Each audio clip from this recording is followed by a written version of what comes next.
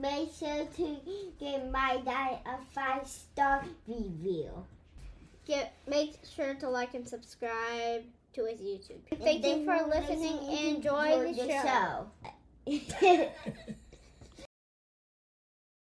It's the biggest of the legal groups in the religious right. There's multiple Liberty Council, ACLJ, First Liberty Institute. So there's a number of groups that focus on litigation.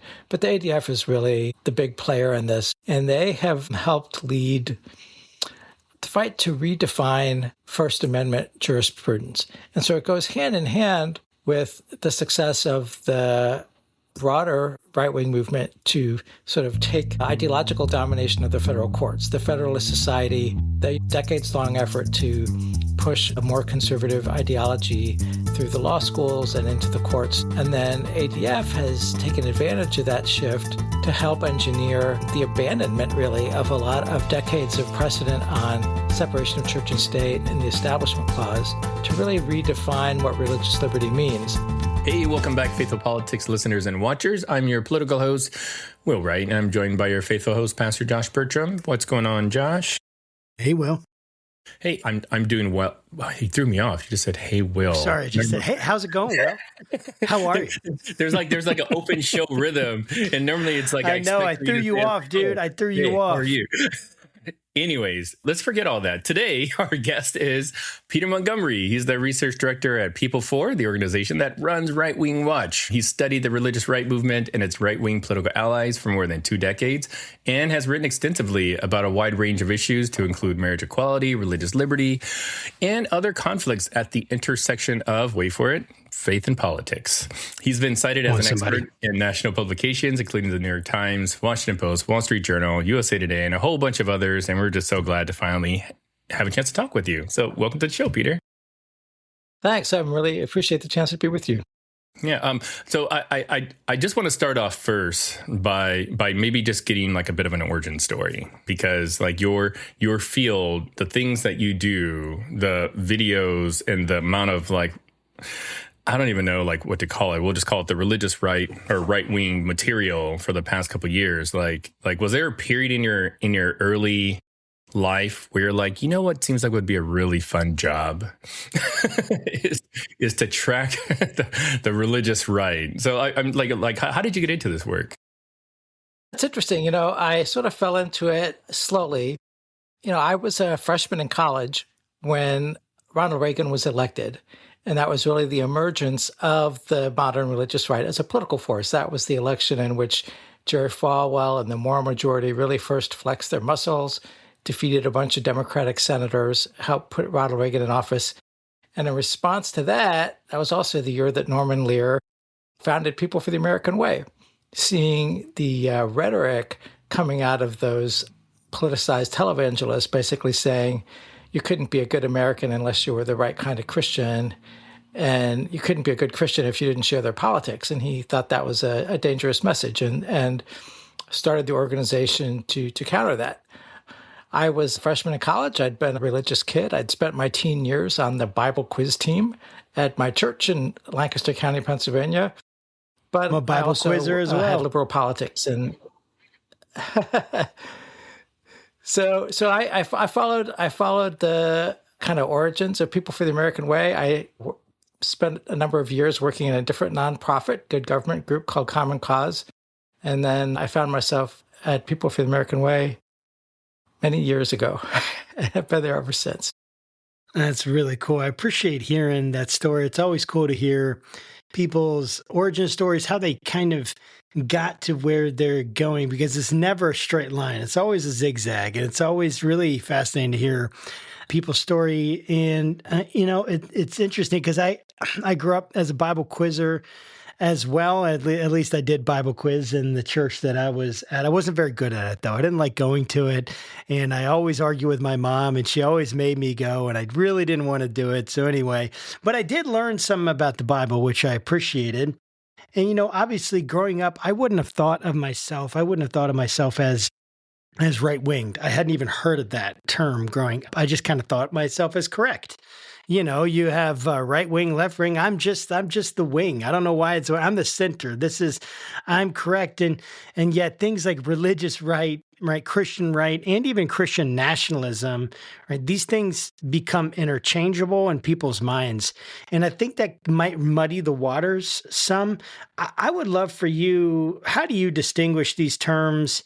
And where do you think the public gets the conversation confused when we're thinking about someone who's conservative, religious right, Christian right versus something like Christian nationalism, which seems maybe, I don't know, different? What do you think? Yeah, I would say that religious right and Christian right are pretty interchangeable. I think of them as referring to political movement, a political movement that in the modern era started in the late 70s and is really a movement designed to get conservative Christians involved in politics on behalf of politically conservative politicians and candidates. And so that political movement I would think of as the religious right and the Christian right. And there's a whole ton of organizations and infrastructure that's a part of that. Christian nationalism I think of as political ideology that there's clearly some overlap, but not everybody who's conservative Christian is a Christian nationalist, obviously. And, sociologists and academics, some of the people you've had on your show, kind of have definitions of Christian nationalism that, based on how people respond to questions like, should the Congress declare America an officially Christian nation? But I sort of informally think of Christian nationalism as the belief that this country was founded by and for Christians, and that Christians should have a privileged place in our culture and our public policy. Robert Jones, who you've had on your show, talks about it as the belief that this is a promised land for white European Christians. And I think that's, those are some ways people get at the difference between just being a conservative Christian and being a Christian nationalist. And I think, this administration, we are seeing the latter, kind of being pushed forward more aggressively. Yeah, I really appreciate that explanation. And what's interesting, just kind of as a side, when it comes to Christian nationalism, last time we spoke to Andrew Whitehead and Sam Perry, who are probably known as like the foremost experts on Christian nationalism, but they conducted this study to kind of codify like what it looks like, the contours of it, and it's a framework that essentially tries to do exactly what you said, try to make America more Christian. And one of the things that they said in our last interview with them was, it's probably been the most like studied sociological phenomenon like since their results came out, and every other study has just confirmed, kind of like their initial findings, to include like the PRI study, right? Because they have their own sort of like matrix for how to measure Christian nationalism, but I am curious though more about the religious right and kind of like the importance of their presence in modern day politics, because like we all see it today. Anybody that watches this show understands religious overtones, Christian overtones heavily influenced January 6th. But that's not the first time they've ever really gotten into politics, like Christians as a whole. Like, could you maybe just give us like why are Christians so political? Well, that's a big question, right? I mean, Christianity is, gives people a grounding for their belief in how the world works. It gives people a grounding in a particular worldview. Many Christians sort of view that they have a duty to be salt and light in the world, and that has motivated people from abolitionists to all kinds of social justice activism. So the Christian right as a modern movement that we think about, there's also, people have been involved using Christianity for what I would consider nefarious purposes too, right? To justify slavery, to justify Jim Crow, and all kinds of things. And so this interplay between faith and politics has gone back a long time before the sort of emergence of the modern religious right as a political force. But I think that, the backlash against increasing religious pluralism in the United States, the backlash against feminism, against Supreme Court rulings on church-state separation, against school desegregation and efforts made to enforce that all, contributed to this sense of grievance among white conservative evangelicals who sort of were used to white Christian being the accepted default for American culture and politics. And, all that resentment was carefully cultivated and channeled by some political strategists. And that sort of brought us the Christian right movement, which has had, a number of different phases. I would say that, in Jerry Falwell and the Moral Majority were kind of at the start. And then Pat Robertson and Ralph Reed started the Christian Coalition at the beginning of the 1990s with an explicit goal of taking working control of the Republican Party in a decade. And I would say that they, effectively accomplished that. And then the Christian Coalition itself faded as an organization, but the broader movement, has a deep, wide infrastructure. And so it's not going anywhere. Over the years, I have lost track of how many times some political reporter responds to some Democratic victory by announcing that the religious right is dead as a political force. And I have often pushed back on those, saying that they're wrong and they fail to grapple with just the extent of the infrastructure that is in place and that's been invested in. I'm sure you would probably agree with us that there needs to be more religious reporters probably out there that can also help. But, just a follow-up question to that. I'd love for you just to kind of talk about the origins of the religious right, because you did mention about Falwell, and some others. There's like Paul Weyrich and kind of that whole band of Misfits. Like, could you just like give us a bit of a history lesson, because I think that's important, because it'll probably set the stage and the context for some of our other conversations we'll have. Yeah, I think you can choose different time periods to start, but we can start with Jerry Falwell and Brown versus Board of Education. Falwell at the time, was preaching at his Baptist church, and preached that was a sign that the Supreme Court justices were not paying attention to the Word of God, and so he just explicitly preached against that, and that was a broadly shared view among white conservative Christians across the South. There was all kinds of resistance, closing of public schools in some places, the opening of white Christian academies to get around desegregation. And then if you go forward a little bit, then you have a time when the IRS started to enforce that by going after schools' tax-exempt status if they had racially discriminatory policies in place, as a matter of policy to say that that's not legitimate. And that led us to the case against the tax-exempt status of Bob Jones University. And that lawsuit by the IRS, by the federal government, really alarmed a lot of conservative evangelical leaders who saw that as illegitimate intrusion by the government into religious institutions, telling them how they could operate. And so that anger was really part of what was mobilized by Paul Weyrich, who was trying to get more conservative Christians involved in politics, because he saw them as sort of a sleeping giant. Many evangelicals didn't vote. Some of them had a theology of staying away from politics because they saw it as a little bit dirty and of the world. And he really set out to change that. And they certainly have been successful at changing that. There were other things, too, that yes, contributed. Absolutely. The Supreme Court rulings upholding separation of church and state, Bible reading in public school, teacher-led prayer in public school.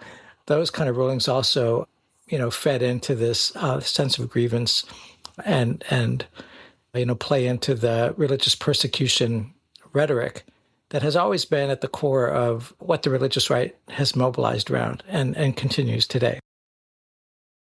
The idea of religious persecution, right? That somehow like the government is after Christians, trying to make Christians less, they're under attack. They kind of have Christians have like a target on them, that kind of idea. Is that what you mean? That they were? Yeah, and that has been really a part of the core of the religious right organizing strategy from the beginning, to say that make people feel persecuted. Made people feel persecuted, to say, the culture has become hostile to Christianity. The government is hostile to Christianity, interpreting things that uphold the separation of church and state in a religiously pluralistic country, interpreting that as an attack on Christianity, an attack on faith. A lot of religious right leaders have been, so they come into politics, and you can be expected to be criticized by people who disagree with either your agenda or your political goals or your tactics. And that's, to be expected. But, they were very good at sort of turning any of that criticism into an attack on their faith or their religious liberty or Christianity itself. And that, as it's effective at stirring up their base and raising money. And so that kind of persecution rhetoric, continues today. And it sort of overlaps with the kind of racial grievance rhetoric, the white grievance rhetoric that Donald Trump used to ride into office, this idea that white Christian men are somehow the most discriminated against people in the country, part of the attack on DEI and efforts to, broaden opportunity in this country. It's all sort of tied up together in that politics of grievance, which has really been a major motivating factor on the right. And so that idea that they're taking, like they're trying to create these grievances, I don't know, create them, but maybe amplify them, amplify these grievances, look at things that people might be like, hey, this is kind of something that would be applied across the board, but because it's being applied to, so we're getting criticism, it's very easy to take that and turn it into something where they're actually attacking us, and we turn it around on them, and then essentially we've won at that point. At this point, we can now say, hey, here's the story. We're being persecuted. If you don't help us, this is going to happen to you. And so we kind of get this story that drives the movement, right? And this is one idea of persecution, right? That's driving this movement. And, I'm thinking of personalities that were there at the beginning, right? Or are always there, that rise up amongst us. But it isn't just personalities, right? It's the narrative, it's the story, and the institutions behind it. What other things besides like this idea of Christian persecution, what kind of narratives have been pushed forward from, like, in your mind, from the religious right that have either been like problematic, untrue, or you just seen like this is something people should be aware of? I would say that sort of a variation on the persecution rhetoric is this idea of, it goes back to, again, the idea that this country was founded by and for Christians. And, that was always accepted, that this was a Christian nation, and that somehow that has been taken away, that this gets to the sort of need to take back America, that, when we had changes in our immigration laws in the 1960s, it began a process of the country becoming more diverse religiously. Obviously, the country always had a degree of religious diversity, even back in the colonial era, but the kind of increasing pluralism, the separation of church and state, some of which was, I think, advanced to accommodate that increasing religious pluralism and to understand that religious freedom has to apply to everyone and not just to Christians in this country. I think all of that is really, part of what a lot of us see as a kind of fundamentally American principle, a fundamentally American thing. But for some folks, it was fundamentally not American, because their idea of American is intrinsically tied up with, being a real American is being a Christian, and that the identity of America as a nation is tied up with Christianity. And so it's a little bit different from the legal persecution rhetoric, but this idea that this was our country and it has been taken away from us and we need to take it back. And then that gets applied to secularists and the courts that upheld church-state separation. It gets applied to people of other faiths. It gets applied to, feminists and gay people and others who are all part of, what are seen as moves away from some idealized Christian past where we sort of all supposedly all had this agreement about the Bible and about, in God we trust. Because of writers like, Catherine Stewart, Ann Nelson, so many others, we know that the religious right and maybe Christian nationalism as a whole is really well funded. Like there's like an entire network, right? and there's also organizations that kind of help with building that narrative that Josh had just talked about. Groups like Focus on the Family, Family Research Council, Alliance Defending Freedom, Council for National Policy. I'm sure there's probably 1,000 others I'm forgetting, but like, can you talk about sort of the role that these organizations play? And maybe, if there's one you want to focus on, just sort of like help us better understand, like, what is it that they're actually doing that we can feel as, just average Americans? Yeah, you're right. There's a huge infrastructure. It's legal groups, it's political groups, but let's start with the Alliance Defending Freedom, because you mentioned them. It's the biggest of the legal groups in the religious right. There's multiple Liberty Council, ACLJ, First Liberty Institute. So there's a number of groups that focus on litigation. But the ADF is really the big player in this.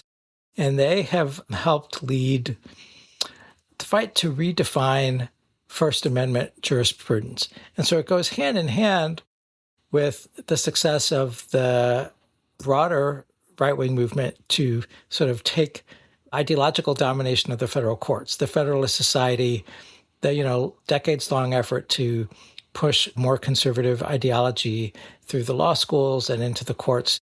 And then ADF has taken advantage of that shift to help engineer the abandonment, really, of a lot of decades of precedent on separation of church and state and the Establishment Clause to really redefine what religious liberty means.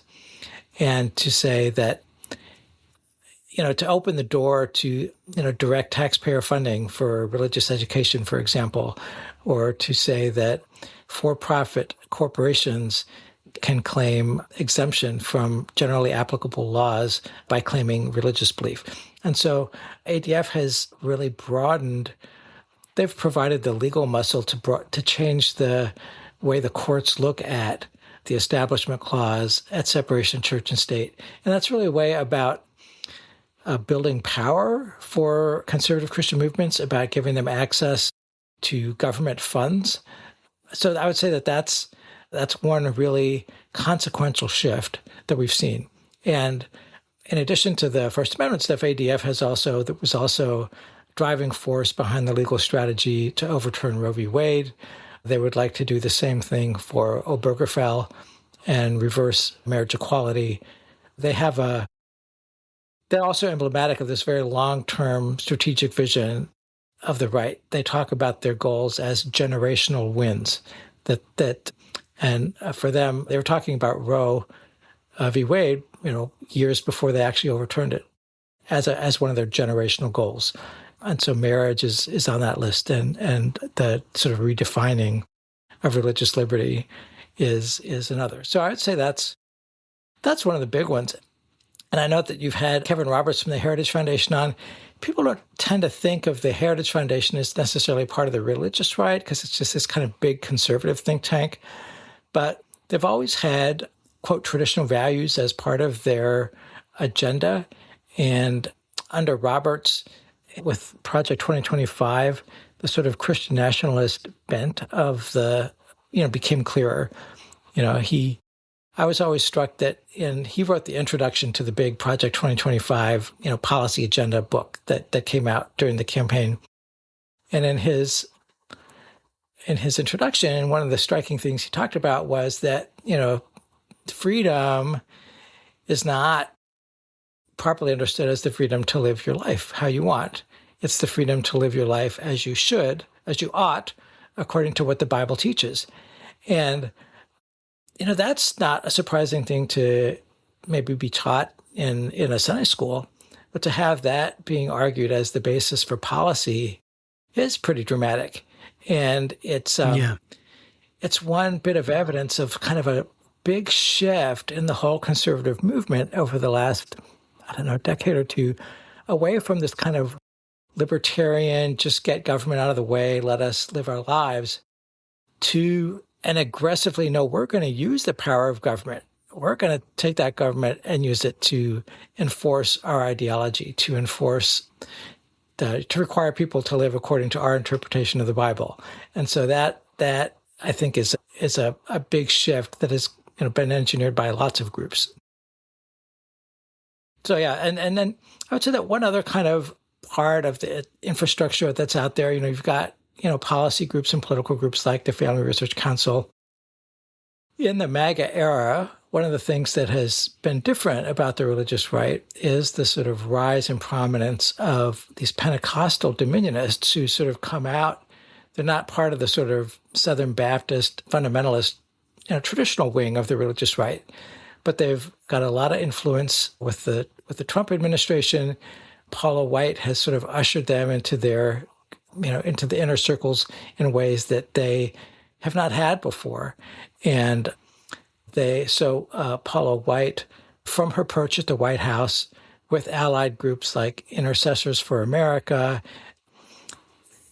there's an infrastructure there that is just serves as a sort of 24/7 PR channel from the White House through religious right pastors and organizations, including both the sort of Dominionist Pentecostal groups and the other more traditional religious right groups who have some pretty strikingly different theologies, but who set those aside to work on politics, the way evangelicals and Catholics learned to set aside their theological differences, to work together on opposing abortion and marriage equality. So, and there's sort of new institutions were created during the MAGA era. The Center for American Renewal, which was Russ Vought's think tank, the America First Policy Institute, which was another think tank basically started by and filled with former Trump officials that has like half his cabinet. His new cabinet came from some kind of affiliation with AFPI, and they promoted the MAGA agenda as being a biblically grounded agenda. And so they kind of claim scriptural support for the MAGA agenda. So they also promote this kind of Christian nationalism as part of the MAGA movement. Yeah, I totally see the infrastructure. I see the power behind it. I see the agenda. I see like all these organizations, right? So I remember the first time I was really starting to get curious with the Constitution as an adult, and I was looking up online, and Heritage Foundation, they came up, and I was a member of the Heritage Foundation for years. I think I still have a card as close as 2025 or 2024 that I had just like doing the Heritage Foundation, just like renewing, right? You're in there, and I appreciated their stuff. And then Project 2025 came. There's a lot of criticism around it. And I've become since 2020, and we started this podcast, I'm much more critical of my conservative brethren, brothers and sisters, and the way that we really, I don't even know if those conservative and liberal labels make any sense. And we've had some people on that have talked about that, and I've kind of got on a hobby horse of saying that we shouldn't be left or right, but I don't know how actually realistic that is. But when I'm hearing you talk, I can't help but think about this idea that, yes, I see this on the right, and yet it seems like the left has its own powerful donors, right? It has its own advocacy groups. It has legal organizations, media ecosystems, right? It's got all sorts of, money behind it, fundraising behind it, and powerful people. And I guess my question is, what's the difference? Why single out the religious right? Is there something that they're doing in particular that is way more egregious than what we might see with equivalent on the left? Or is there anything equivalent on the left? That's kind of what I'm getting at. Like, what's the case for why this is particularly a problematic vis-a-vis other like similar efforts on the left, or so to speak? Yeah, I mean, that's a good question. And it gets to, I don't think you did this, but sometimes religious conservatives say that people like us, like me, who are critics of the religious right's political involvement, that somehow we're saying that they don't have a right to be in politics or to play in politics. And that's never the case. I would say that every American has the same right to get involved in politics, and that everybody has the right to bring their faith and their values to their political agenda and to make the case for how their faith influences their politics. So I think that's all legitimate across the board. I think that, people who like me are concerned about the impact of the religious right are largely concerned about the end goals. I support civil rights. I support legal equality. I support reproductive choice. So my concern has a lot to do with the end goals, and it's not about their involvement in politics or their ability to be involved in politics. Then I also think that the kind of increasingly aggressive Christian nationalism is more dangerous in a bigger way, in a cultural way, to send this message and to use the government officials to send this message that really, to be a real American, you have to be a certain kind of Christian. And I think that's dangerous. And I think that's actually a pretty un-American ideology. So I think the more that has kind of imbued the MAGA movement, and as the religious right has become, in my view, more aggressively Christian nationalist in recent years, it makes me more concerned about them. And just from a practical matter, because I'm so concerned about their goals and the ways they're trying to shift our culture in the country, that I am very concerned about how much money they have. And, some of the billionaire donors of the religious right, people like the Wilkes brothers in Texas and Tim Dunn in Texas, are very clear about their aggressive Christian nationalist goals, and which I think are really disturbing. And so it's not, the problem is not that there are funders or that there are organizations playing politics on the right as there are on the left. It's how they want to use their power. And I think, what's dangerous too is that there's a lopsided amount. There is no infrastructure on the religious left that is remotely equivalent to the infrastructure on the religious right. There's just nothing like it. Christian media is, I think, a really understood force for conservative politics. It's, Salem Radio and American Family Radio and all the Christian TV networks, are just tremendous engines for the promotion of conservative politics and MAGA politics, particularly. Often the idea that Trump is particularly anointed by God to lead the country, to save the country, to return the country to God, all of that. So that is another whole, institutional infrastructure that I think is not understood well enough by the political media, or just how impactful that is. Sorry, I kind of rambled there. I hope I got to your question. You did. Thank you. Yeah.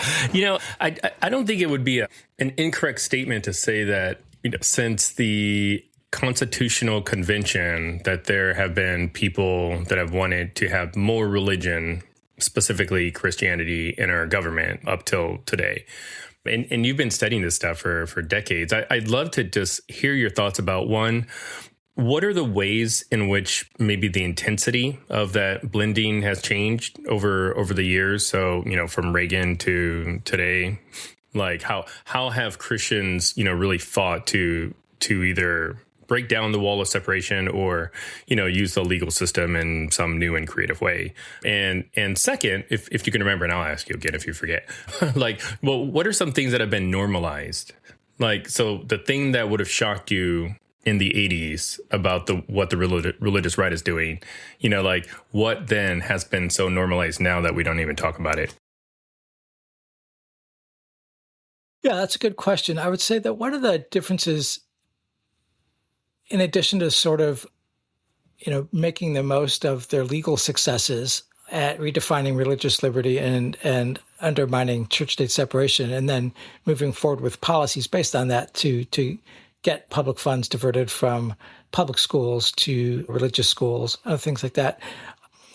I think that one of the other things that has really intensified since the earlier days is this notion of politics as spiritual warfare. And that also really has come about as the Pentecostal dominionist movement has become more in the center of the religious right and with the Trump administration. And so just the amount of rhetoric around spiritual warfare, around political opponents as demonic. So it's not just that you think that Democrats are promoting the wrong policy agenda. It's that you think Democrats are agents of Satan. And that really changes how we live and work together. And, it changes the idea of how politics works and how do you reach across the aisle or achieve compromise with people who you believe are agents of Satan.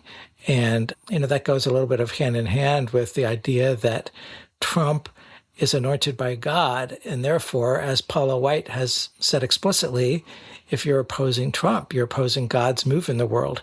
And the kind of identification of Trump specifically with God's anointing and God's will tied to the increasing use of spiritual warfare rhetoric, I think is really a major shift. And I think going along with that is the adoption pretty much across the religious right of the rhetoric of Seven Mountains dominionism. And that's, the idea of dominionism connected with the New Apostolic Reformation, that the right kind of Christians are meant to and must take control over all the spheres of influence in society: government, media, education, religion, church, all of that. And for the Pentecostal movement, out of which that grew, that is tied to a very different view of the end times theology than the traditional religious right had. So the Pentecostal dominionists don't believe in the rapture, and they think rapture theology is bad because it encourages Christians to not work so hard, because they think, God's going to come in and save the church at the end before things get really bad. And they teach instead that God's going to come back for a triumphant church. And so that really creates this imperative to take dominion, to take control. And it's also a very heady thing to offer individual Christians and activists, because then your political involvement is not just about, getting the policies you want or pushing back on school board.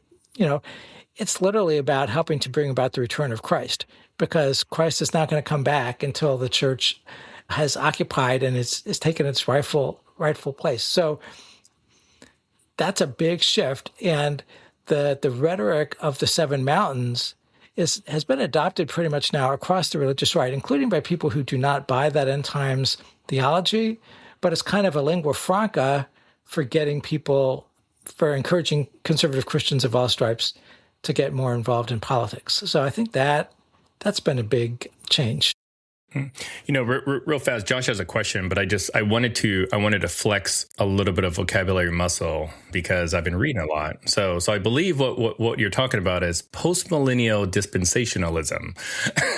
Because Josh is normally the faithful host, and he knows all these fancy, Bebbington quadrilateral. I don't know, like I'm the political guy. So whenever I can get a chance to say, hey, I know what that is, I'm just going to chime in. Sorry, Josh. Hey, no worries at all. No, I appreciate that.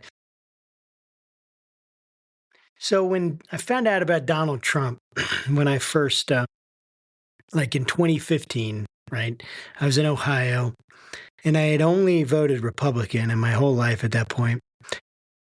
And I've only voted for one Democrat in my whole life, by the way. But that's not like whatever. That's not like some pride thing. It's just a statement of fact. I guess I say it to show like I really am like conservative. People think I'm not, but I am because I'm on a show with progressive. They think I'm not, and because I'm not MAGA. Anyway, so though when the first time I heard of Donald Trump, I thought it was a joke, right? I thought everyone was kidding. I would look for his policy papers. They'd be like 30-second or 60-second YouTube videos. I'm trying to find a policy. It's like, I'm going to remove all drugs from New Hampshire. No more drugs. They're gone. And that's all he's saying. That was his policy. And I'm like, this is the most absurd thing I've ever seen in my life. This is ridiculous. And then he keeps getting the primary, and then finally he gets the position. And I'm like, I can't believe I'm gonna do this. Like, why am I gonna vote for this man? And yet I knew, okay, I'm gonna do it. And what's the point I'm getting at? Well, Trump was not my first. He's not my first choice, right? He wasn't the choice that I would have for the poster boy for the religious right, as the poster boy for religious freedom, right? And all these things. And I don't really think he is. But my question is, like, for me, he doesn't represent any of that stuff.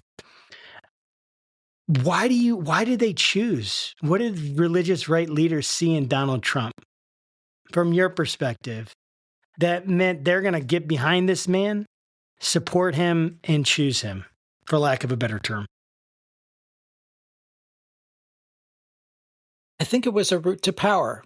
I think initially during that 2016 campaign, a lot of religious right leaders were deeply skeptical of him. A lot of them tried very hard to coalesce around Ted Cruz. There were a lot of efforts to get the religious right to make Cruz the candidate because he was from the evangelical world. And there were a few outliers, who embraced Trump early on, and because they saw him as the fighter, and they felt, again, they wanted someone to fight against the secularists in the sense that Christians were being besieged, and they needed someone who would be a bull in the china shop. And then once he won the nomination, then it really became, about, a transactional power thing. And that was when, where Trump and his allies got together this huge meeting of Trump with pastors and religious right activists and leaders. And he basically offered them a deal. You put me in the White House and I'll give you the Supreme Court of your dreams. I will give you the Supreme Court to overturn Roe. I will do away with the Johnson Amendment. I will make you more powerful than you have ever been. And that was the deal he offered. And there was an evangelical writer at the time whose name I can't recall at the moment, but who said, the church should not take the deal that Jesus rejected in the desert. But the religious right took that deal. And so they set aside their qualms about Trump. Even after the infamous Grab 'em tape came out, they were sort of committed at that point. And once he came through on his promise with the court, particularly with the Supreme Court, then they were even more committed to him. And so I think that's what it was. It was not necessarily that they had some kind of newfound belief in his character or his morals or how cynically he was using his, language of faith when he stumbled into it. It was about, politics. You've got two candidates. This is a candidate who is offering us power and is offering to fight the same, he has the same enemies we do, basically. And that was, I think, the overriding impulse. Yeah, there's some really interesting polling. I can't remember if it's like PRI or Baylor or something, but that polled conservative Christians after the Access Hollywood tape about like the importance of like morality in a president or something like that. And like if when that poll was given like after the Clinton scandal, it's like, oh man, like morality, character, that is like number one, like hands down, no red lines, and after the Hollywood tape, it's like, well, maybe we can let a little bit of the character go, but it's so funny. But I'm curious, like with all the years that you've been studying this stuff, like it's like, is there any sort of clear picture that kind of develops about where like this movement is going? So like when I think about like Project Blitz, right? Like this sort of orchestrated thing, put 10 commandments, license plate, all that other kind of stuff. Like what's happening today seems a lot like Project Blitz, and I'd love to just get your thoughts on like, is it Project Blitz like 2.0, or is it or is there sort of a bigger plan, so to speak? Well, I think this is a good combination to the second half of your last question that I'm not sure I got to about things that have really intensified or things that maybe were once fringe and that they're now more at the center of the movement. And I think that also is a sign of where the movement's going. And so one shift I would say is around abortion. And in the late 80s, even as late as the 80s, there was pro-choice Republicans and pro-choice Republican groups and officials. And now it's virtually impossible to be pro-choice Republican. But more than that, we've seen an increasing embrace of, more and more extreme bans, so banning abortion without any exceptions for rape and incest, politicians saying, yes, a 10-year-old who was raped by her father or her uncle should carry that child to term. And I think that was once really much of a fringe position that's now much less of a fringe position. I think the idea that it's okay and a good thing for the federal government to use taxpayer dollars and for federal officials to use their positions to basically proselytize, to give money to religious education and proselytization. And, we're seeing, Pete Hegseth has got Doug Wilson coming in and leading worship service at the Pentagon. So I would say that, just the successes in rolling back church-state separation and kind of redefining the Establishment Clause have just emboldened constantly increasingly aggressive efforts to push that as far as possible in undermining church-state separation. And then, so we have some positions that are still kind of on the fringe, but the way the sort of Overton window works, you've now created more space for them. So people like Doug Wilson, who espouse with like a really extreme positions of Christian nationalism, that non-Christians should not be allowed to hold public office, that non-Christians should not be allowed to worship publicly. I would say that is not yet kind of a mainstream position, but it has not made him persona non grata. It has not made people in the MAGA movement say, this guy who says women don't deserve the right to vote and that the 19th Amendment should be repealed, that he's no longer somebody that we want to associate with. So I think, that's a sign that the Overton window has really shifted far to the right. And I think, unfortunately, that's happened with regard to racism as well, that Trump's rhetoric around immigration kind of opened the door to, overtly racist white nationalist figures who have huge followings and platforms online. And so that rhetoric, the kind of, nativism tied to racism, tied to anti-Semitism in many cases, is present in our politics to a degree that I think would have, stunned people even a decade or two ago. Yeah, I definitely agree. And it makes me, I'm thinking like, so obviously courts and judges had a big part to do with this. I'm guessing, well, I know, but I'm saying guessing like in the sense like leading you to, if there's more that you wanted to bring into that, like how the courts and how the judges actually contributed to this movement's status. But I want to pay particular attention in this question to anti-LGBTQ politics and legislation that's trying to get passed and kind of how that anti-LGBTQ politics, how that works and functions within this broader movement, right? Because they're trying to get things before judges or get laws passed. But what is the ultimate goal that you've seen with the anti-LGBTQ politics? Is it anti-sodomy laws? Is it anti-blasphemy laws? Is it kicking all LGBTQ people out of the country? Is it live and let live?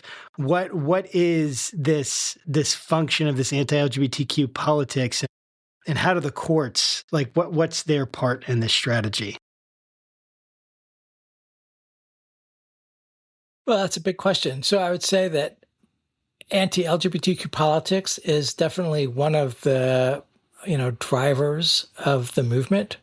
The success of the LGBT movement culturally, in terms of just the amazing shift in public support for the rights of gay people to basically live their lives and to have legal equality.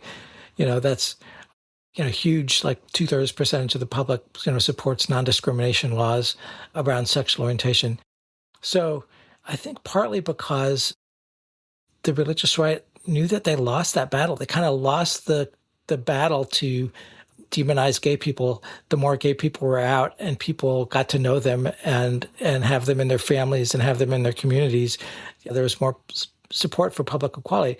So that's why there's been such a huge focus on demonizing trans people, because that movement was much less further along. More people are uncomfortable with it, trying to figure out what it means. And so the religious right and the MAGA movement have really jumped on trans people as a way to, I think, demonize the whole broader LGBTQ movement. I think the ultimate goal for a lot of these folks is to have the government enforcing what they see as traditional values, traditional sexual mores, traditional definitions of marriage. So they absolutely and clearly have stated their goal of overturning marriage equality.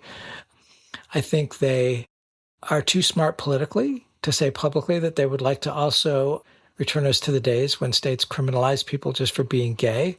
But there is talk about the fact that if the same legal argument that was used to overturn Roe and that they hope will overturn Obergefell could also be used to overturn Lawrence and to return us to the days when states could make gay people criminals. And, groups like FRC and ADF and all those groups filed amicus briefs back in 2003, which was not that long ago, defending the right of states to criminalize gay people. So I think as a gay man, as a married gay man, I am grateful for the progress that was made, and I do not take any of it as irreversible. This is my last question. We're almost at time, but I have to ask, how do you consume so much stuff and just not lose your mind? Because I mean, I have a little thing on my phone that please help that shuts off social media at 6 p.m. and I have a Truth Social account too. I'm the only person I think I know that has a Truth Social account. So how do you do it, Peter? Help us. It's funny. I have a lot of friends who say that. Who say, you have the worst job in the world. But I don't know. I think part of it is a little bit of a numbness that I've done it so long. I've been at so many religious right conferences, sat through so many speeches, watched so much that I don't know. I don't take it personally in some ways. On the other hand, in some ways, it's all very depressing in the same way that just reading the news about Trump and the latest law-breaking and undermining of constitutional checks and balances is all depressing and despairing. And so I think that, I this might sound simplistic, but I have a real spiritual practice of gratitude, of being grateful for the things I do have in my life. And I am a member of my church. I sing in my choir. I work to develop community in my neighborhood. My husband is a poet, and I'm a lover of poetry. And so all those things are part of helping me stay grounded and human. And, I also, over the years, I also saw it as a bit of a spiritual practice to go to religious right conferences and not just watch their speeches online, because I felt that it made it harder for me to demonize and simplify these opponents of mine as evil or as malevolent. Because I would sit around at the lunch table and I'd see that people, were there because they were afraid that the country was coming unhinged, and they were afraid of the kind of country that their kids or their grandkids were going to inherit. And so they thought they were doing the right thing. And so, I really disagreed with their goals and their interpretation of what was going on. But, being there in the room, hearing them, listening to them, I think it makes it harder to just do the simple demonization that is so much of our politics. So I think that's an aspect of it too. And having grown up in the church, having grown up on a Bible quiz team, also gives me that perspective that I know a lot of the people that I grew up to church with, would be dismayed at the direction my life has taken. But I also know that there's a lot of good-hearted people there. And so that's part of it, is that, anyway. Sorry. No, I really like that. I mean, what I hear you saying is that I try to kind of practice the same thing I preach, where if I'm going to get upset at people for demonizing the opposition, because it essentially starts with dehumanization, right? Which is they're not with me, they're not here, I don't have to worry about them and what they need, and see them as actual humans with marriages and children and mortgages and all the things, right, that come with someone being a person. And if we can depersonalize them, then dehumanize them, then we can demonize them. And I think that if you can stop that, nip that in the bud, or stop it on the way, that is a very wise thing to do. And I appreciate you sharing that. And I think that's been similar to my story. Go ahead. There's something you want to share? I was just going to say, and I want to confess that I am not perfect at that, and it is hard sometimes. It is hard to not be so enraged at the news but yeah, so it does feel like it's a spiritual discipline, something that you have to keep working at. I just have to say too, one of the emails that makes me a little crazy is like seeing the White House prayer team, which is one of the religious right groups that, promotes the Trump agenda, put out an email today asking for people to, playing off the assassination attempt and saying, pray for an end to demonizing rhetoric. And I'm like, really? I mean, I listen to every day, literally these people calling me demons and political opponents demons. So if I thought they believed it, I would welcome it. But unfortunately, sometimes it's hard to not be too cynical. Yes, I definitely understand that. And I've had a similar experience of just going into, spaces where in other contexts, people say I don't belong. And yet going into these spaces and again, humanizing people that I would disagree with pretty significantly on policy issues, on theology issues, on sexuality issues, all sorts of things. And yet they can still be people, right? And they can still be people that I can care about. For me, people made in the image of God that deserve at least dignity, respect, and care as being a human at a bare minimum. Right. And I think freedom of choice and conscience is part of that, those basic rights. And so, I guess it's interesting because here I am, a straight Christian, traditional white male, and yet I find myself in pretty profound agreement with Peter Montgomery, someone who is a white male, but gay, right, in a different place of life and political ideas, right, and all that. And yet I can say, hey, you know what? I want Peter to be able to live his life. I want to be able to live my life. So why can't we figure out a way for us to be able to do that? That's kind of my attitude right now. I'm kind of tired of trying to make everyone do what I want to do or what I think is right, because I'm not even sure if I'm doing what is right. I'm not even sure if I'm right half the time. So I'm not going to try to put that on someone else. But thank you, Peter, for coming, for the work that you've done, for coming and spending some time with us, man. It's been such a great conversation. I really enjoyed it. Thanks a lot. Absolutely. And to our viewers, guys, our guest today has been Peter Montgomery, Research Director of People for the American Way, the organization behind Right Wing Watch. Make sure that you go check out their website. Peter, maybe I can give you a moment here to kind of how can people get involved with your work and connect with you? Yeah, people can follow Right Wing Watch on, Blue Sky and X and Facebook. You can go to the website at rightwingwatch.org. We publish material every day. Some of it's just little aggravating clips. Some of it's in-depth analysis, all designed to sort of help us understand what's going on the religious right and its allies. All right. Well, again, thank you so much. And guys, go check out Peter's organization. Check out everything. We'll have links in the description. And until next time, guys, keep your conversations not right or left.